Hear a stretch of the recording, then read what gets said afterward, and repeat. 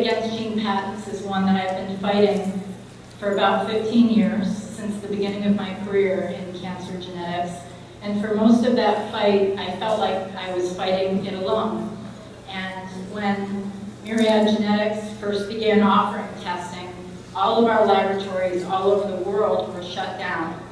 And so the test we had been offering for $1,600 suddenly rose in price to $2,600 overnight. And over the years, I've watched the price creep up to $4,000. And I was very outspoken about it way back in the late 1990s. I wrote some articles to well-known medical journals, and I actually got a scathing letter back from the editor of a very well-known journal saying he wasn't even going to send the article out for review because denouncing gene patents was so ridiculous that it wasn't even worthy of review.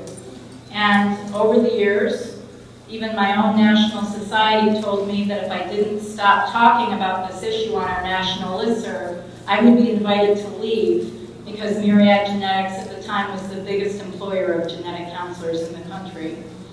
And I fought about this. I knew it was the wrong thing to do. I saw it was hurting patient care. I saw that it was hurting research. And I finally one day on an average Tuesday afternoon got a phone call from the ACLU.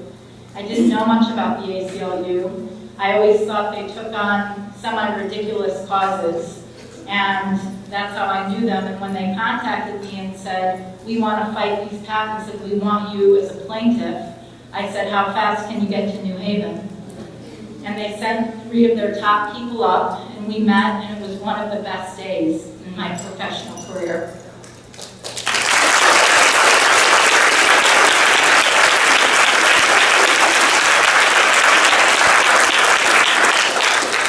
What I didn't realize is that when you become a plaintiff in a big lawsuit, there's a lot of risk to you and your institution. I learned that there was a possibility that I would lose my job. I learned that there was a possibility that my own personal savings would be put into jeopardy if I was sued by the company. And my closest advisors, professionally and personally, told me that it would be a huge mistake for me to become a plaintiff.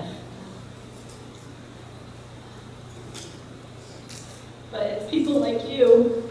I'm so amazed at what you're doing today. And I knew that I needed to stand up for our community. And so I did, and we went to the Supreme Court and we won.